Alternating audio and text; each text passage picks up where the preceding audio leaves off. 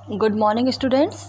आज हम पढ़ने जा रहे हैं पाठ 6 भगवान के डाकिए, जो कि कविता है और जिसे लिखा है रामधारी सिंह दिनकर जी ने। कवि इस कविता के माध्यम से ये कहना चाहते हैं कि भगवान बादलों के द्वारा पेड़ पौधों पहाड़ों के लिए संदेश भेजते हैं और बादलों के द्वारा बरसाया जल उनके लिए सुखद संदेश लेकर के आता है।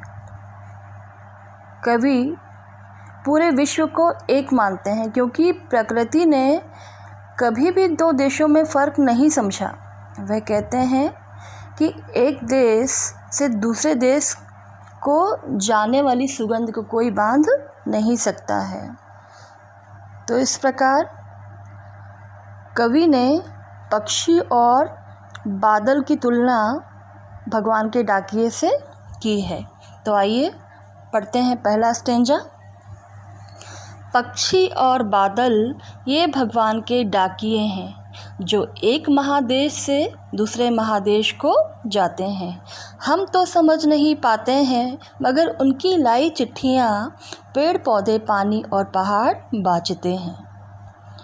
कवि पक्षी और बादल की तुलना भगवान के डाकिए से करते हुए कहते हैं कि पक्षी और बादलों की कोई सीमा नहीं होती। यानी पक्षी और बादल जो है वो भगवान के डाकिए होते हैं, ये कहीं भी जा सकते हैं और ये एक महादेश से यानी एक विशाल देश से दूसरे विशाल देश को जाते हैं।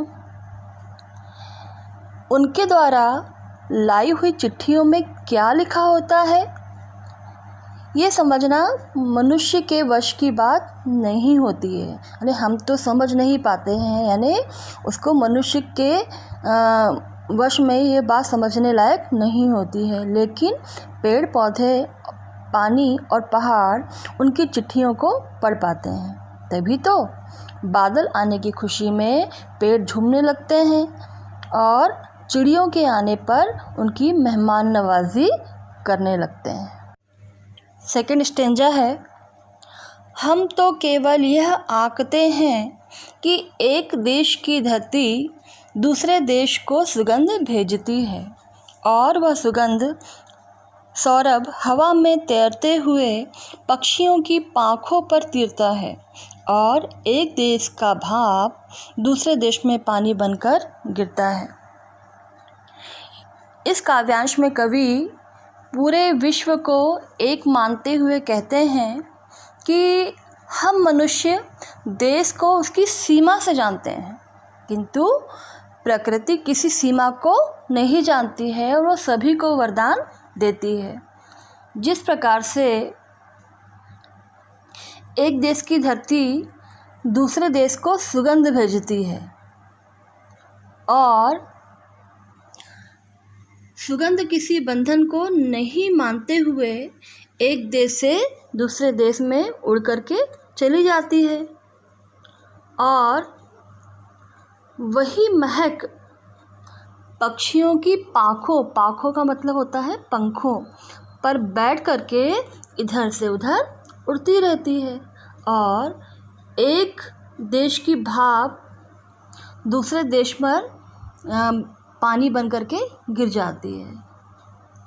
तो इस प्रकार कवि इन पंक्तियों के माध्यम से ये भी कहना चाहते हैं कि पानी के लिए दो देशों में विवाद हो जाते हैं। अगर बादल के द्वारा लाए गए संदेश को हम सही तरीके से समझें तो हमें ये मानवता के आपसी झगड़े को ख़त्म करना होगा।